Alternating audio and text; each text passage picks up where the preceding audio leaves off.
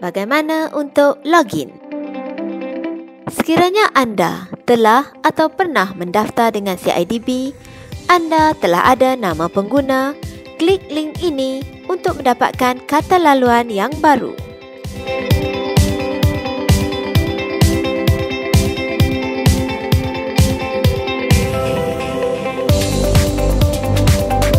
Sekiranya anda tiada ID pengguna atau mahu mencipta ID pengguna yang baru, klik link ini. Sekiranya anda kontraktor, masukkan nombor pendaftaran CIDB dan tekan Get Username. Walau bagaimanapun, sekiranya anda memilih Others, masukkan nombor kad pengenalan anda dan klik Get Username. Perhatian!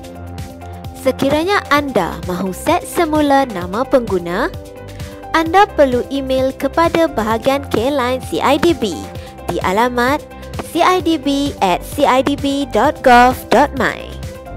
Sertakan bersama salinan sijil pendaftaran CIDB PPK atau sijil pendaftaran syarikat SSM atau SKM atau ROS dan sertakan juga salinan kad pengenalan salah seorang ahli lembaga syarikat anda. Maklum balas akan anda terima melalui email.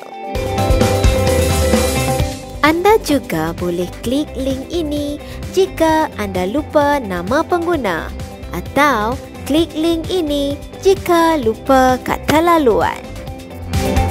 Akhir sekali, untuk login ke akaun anda, masukkan nama pengguna dan kata laluan serta tekan log masuk. Terima kasih.